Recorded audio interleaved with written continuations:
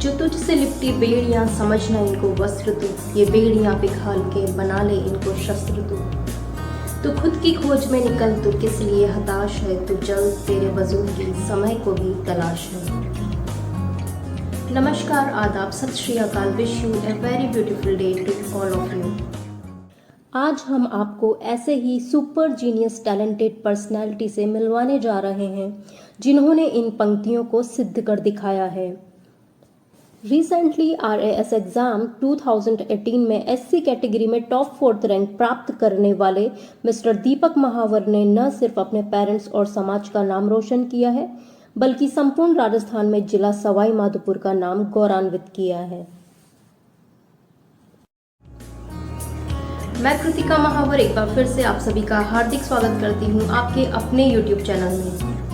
आपकी जानकारी के लिए बताना चाहेंगे, मिस्टर दीपक महावर ने यह अद्भुत सफलता इंडियन रेलवे के जूनियर इंजीनियर के पद पर कार्यरत रहते हुए प्राप्त की है।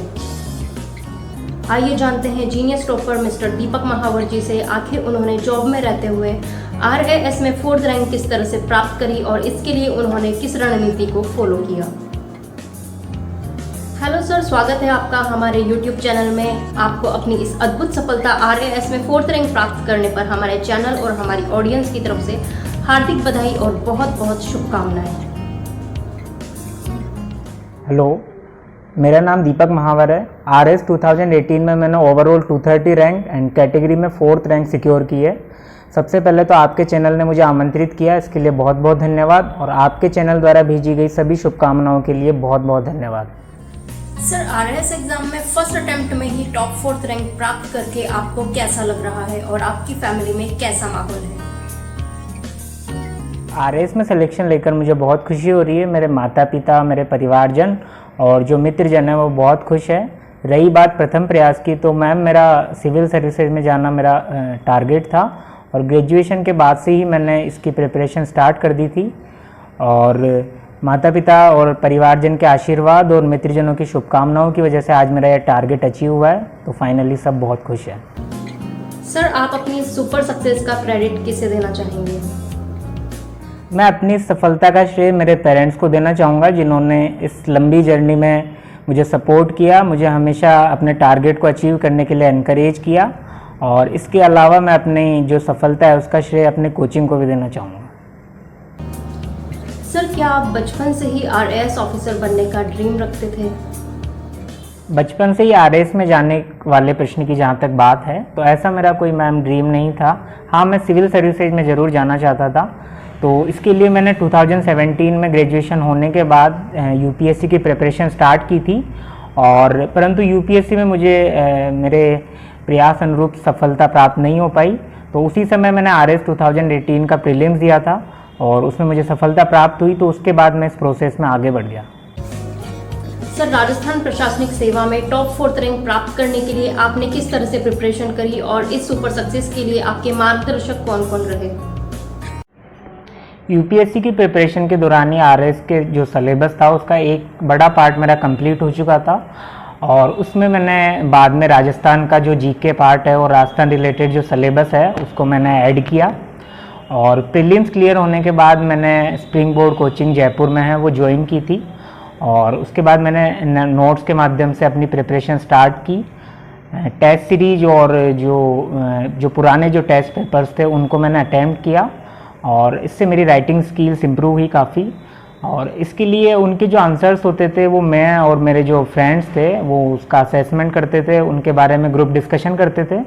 तो इसका फ़ायदा ये होता है कि वो जो क्वेश्चंस होते हैं उन क्वेश्चंस की जो क्वालिटी है वो इम्प्रूव होने में हमें बहुत फ़ायदा होता है। क्वेश्चंस की जो क्वालिटी है वो इम्प्रूव होती है, और एक दूसरे का असेसमेंट भी होता है। समय समय पर हम जो हमारे टीचर्स थे उनका भी मार्गदर्शन लेते थे, और इस पूरी जर्नी में जो मेरे मार्गदर्शक रहे हैं वो मेरे कोचिंग जो इंस्टीट्यूट है मेरा, उसके जो टीचर्स थे वो रहे हैं, और मेरे फ्रेंड्स रहे हैं, और मेरे माता पिता रहे हैं।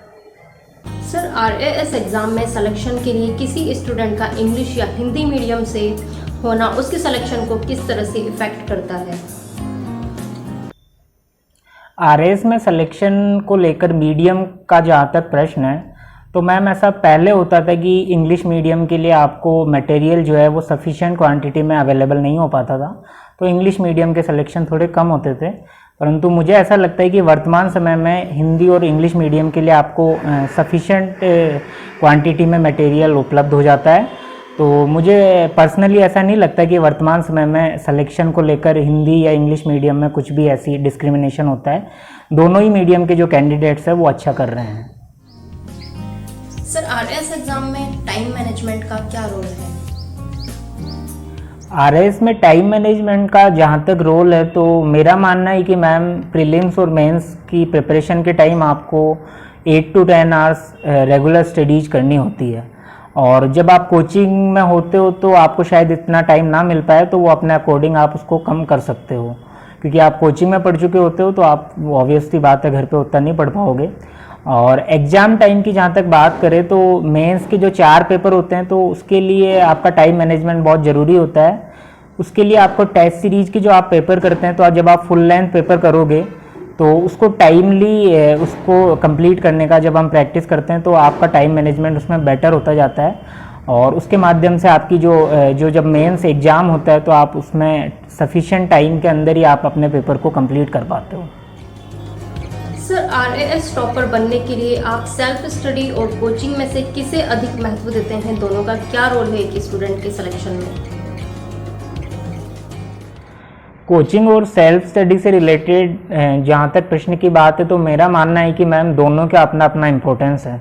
कोचिंग का अपना इम्पोर्टेंस है कि कोचिंग आपके बहुत बड़े सिलेबस को एक कंसाइज वे में आपको उपलब्ध करवाता है, तो उससे हमारा आउटकम जो होता है वो इम्प्रूव होता है, साथ ही साथ हमारी जो मेहनत होती है वो कम होती है। कोचिंग के माध्यम से हमें यह पता चलता है कि किस चीज़ पर ज़्यादा फोकस करके हम अपने मार्क्स को इम्प्रूव कर सकते हैं। और इसके अलावा सेल्फ स्टडी का भी अपना बहुत महत्व है। सेल्फ स्टडी करनी ही होती है इस एग्ज़ाम में। आपको नोट्स जो होते हैं वो बार बार रिवाइज करने होते हैं, जो सिलेबस होता है उसको काफ़ी बार आपको रिवाइज करना होता है, तो सेल्फ स्टडी का भी अपना एक इम्पोर्टेंस है।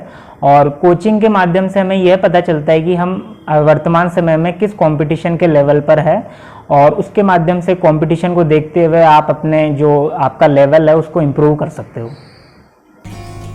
सर, आरएएस एग्जाम में सब्जेक्ट्स का क्या रोल है? मैम, आरएएस में सब्जेक्ट चुनने की जो बात है, तो 2016 के बाद आरएएस में जो ऑप्शनल का जो सब्जेक्ट का जो पेपर होता था उसको हटा दिया गया है, और अभी वर्तमान में प्रीलिम्स और जो मेंस है उसके कॉमन पेपर होते हैं सभी के। प्रीलिम्स में सिंगल पेपर होता है और मेंस में 4 पेपर होते हैं, तो वो सभी के कॉमन होते हैं। सर, आरएएस में जीके, जीएस और करंट अफेयर्स की प्रिपरेशन किस तरह की जा सकती है? तो जीके के लिए मैम मैंने स्प्रिंग बोर्ड के जो नोट्स थे उनको सेंटर में रख के प्रिपरेशन की थी। इसके अलावा मैंने कुछ रेफरेंस बुक्स थी उनकी हेल्प ली थी, जैसे पॉलिटी के लिए मैंने लक्ष्मीकांत पढ़ी थी, और हिस्ट्री के लिए मैंने स्पेक्ट्रम पढ़ी थी, और राजस्थान जीके के लिए मैंने पैनोरमा का वॉल्यूम 1 एंड वॉल्यूम 2 पढ़ा था, और कुछ सब्जेक्ट के लिए मैंने दृष्टि बुकलेट की हेल्प ली थी, और एनसीईआरटी की भी मैंने कुछ बुक्स पढ़ी थी। करंट अफेयर्स के लिए मैम मैंने क्रोनोलॉजी पढ़ी थी, और उसके अलावा दृष्टि की जो मंथली मैगजीन आती है वो मैंने पढ़ी थी, और इसके अलावा उस लेटेस्ट एडिशन जो इकोनॉमिक सर्वे का आता है उस पर्टिकुलर ईयर के लिए वो मैंने पढ़ा था। उसके माध्यम से आपके इकोनॉमी के बहुत करंट अफेयर्स आपके जो है प्रिपेयर होते हैं। और इसके अलावा टाइम टू टाइमली जो कुछ वीडियो जाती है किसी पर्टिकुलर एक टॉपिक के लिए करंट अफेयर्स के लिए, तो वो मैंने देखी थी, उसके माध्यम से मैंने प्रिपेयर किया था। सर, आपने जॉब में रहते हुए आरएएस इंटरव्यू की प्रिपरेशन किस तरह की? आरएएस इंटरव्यू के प्रिपरेशन की जहाँ तक बात है, तो मैम मैं आरएएस मेंस के रिजल्ट के समय जॉब में आ चुका था। मैं वर्तमान समय में इंडियन रेलवे में जूनियर इंजीनियर ट्रैक मशीन के पद पर कार्यरत हूँ। और तो आरएएस इंटरव्यू की प्रिपरेशन जो थी वो मैंने ऑलमोस्ट सेल्फ ही की थी। इसके लिए मैंने अपना बायोडाटा, अपना बैकग्राउंड, अपना एजुकेशनल बैकग्राउंड और डिस्ट्रिक्ट और मेरे डिवीज़न को बहुत अच्छे से प्रिपेयर किया था। इसके अलावा मैंने करंट अफेयर्स के लिए मैगजीन फॉलो की थी, जिसमें दृष्टि मैगजीन शामिल है और एक क्रोनोलॉजी शामिल है। और इसके अलावा मैंने न्यूज़पेपर को रेगुलर फॉलो किया था, और करंट टॉपिक्स के लिए मैंने अपने फ्रेंड से डिस्कशन किया था। और इसके अलावा मैंने कुछ कोचिंग्स में मॉक्स भी दिए थे। मुझे ज़्यादा देने चाहिए थे, बट टाइम लिमिटेशंस की वजह से मैं 2-3 मॉक्स ही दे पाया था। सर आपसे RAS इंटरव्यू में सबसे ट्रिकी या टफ क्वेश्चन क्या पूछा गया? मैम इंटरव्यू में बहुत ट्रिकी क्वेश्चंस तो मुझसे नहीं पूछे गए थे, पर हाँ कुछ टफ क्वेश्चंस पूछे गए थे, जिसमें लार्ज हेड्रॉन कोलाइडर एक टफ क्वेश्चन था। उसके अलावा जैसे मेरा बैकग्राउंड इलेक्ट्रिकल इंजीनियरिंग है, तो मुझसे सोलर एनर्जी से रिलेटेड काफ़ी सारे क्वेश्चंस पूछे गए थे। उसके अलावा कुछ क्वेश्चंस रणथंबोर से थे, कुछ क्वेश्चंस रेलवे से थे जो मेरी जॉब प्रोफाइल से जुड़े हुए हैं, और इसके अलावा कुछ क्वेश्चंस राजस्थान के टूरिज्म से पूछे गए थे। सर आपके अनुसार एक RAS ऑफिसर बनने के लिए किसी स्टूडेंट में क्या क्या क्वालिटीज़ होनी चाहिए? मैम RAS ऑफिसर में जहाँ तक क्वालिटीज़ की बात है, तो मेरा मानना है कि एक RAS जो ऑफिसर होता है या फिर एक सिविल सर्वेंट होता है, उनमें ऑनेस्टी होनी चाहिए, उनका कम्युनिकेशन स्किल्स बहुत अच्छा होना चाहिए, उनमें लीडरशिप क्वालिटी होनी चाहिए, और उनकी ग्रेस्पिंग पावर बहुत अच्छी होनी चाहिए, और एक क्विक डिसीजन मेकिंग एबिलिटी उनमें होनी चाहिए। सर RAS की तैयारी करने वाले स्टूडेंट्स को आप सिलेक्शन के लिए क्या टिप्स देना चाहेंगे?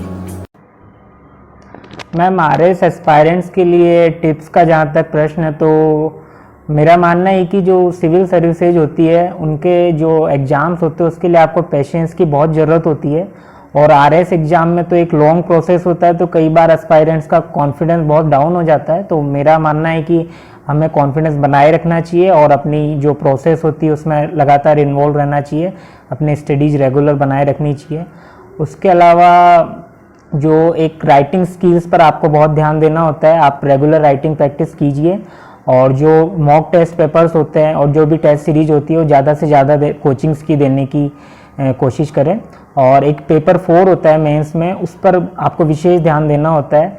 कई बार एस्पायरेंट्स उसको बीच में छोड़ देते हैं या सोचते हैं कि लास्ट में प्रिपेयर कर लेंगे, पर नहीं, उसे शुरू से हमें प्रिपेयर करना होता है, शुरू से उसको साथ में लेके चले। वो बहुत स्कोरिंग पेपर होता है, वो आपके सिलेक्शन में बहुत इम्पोर्टेंट रोल निभाता है लास्ट में। सर हमारे चैनल को आप क्या फीडबैक देना चाहेंगे? Thank you so much ma'am, आपने अपने चैनल पर मुझे आमंत्रित किया, इसके लिए मैं आपका बहुत बहुत आभारी हूँ, और आपके चैनल द्वारा भेजी गई शुभकामनाओं के लिए बहुत बहुत धन्यवाद। Thanks a lot. Thank you so much sir, आपने अपने बहुमूल्य समय से हमारी ऑडियंस और हमारे चैनल के लिए समय निकाला। हम दुआ करते हैं आप इसी तरह आगे बढ़ते रहें, सक्सेस होते रहें, और समय समय पर हमें गाइड करते रहें। Thank you so much again.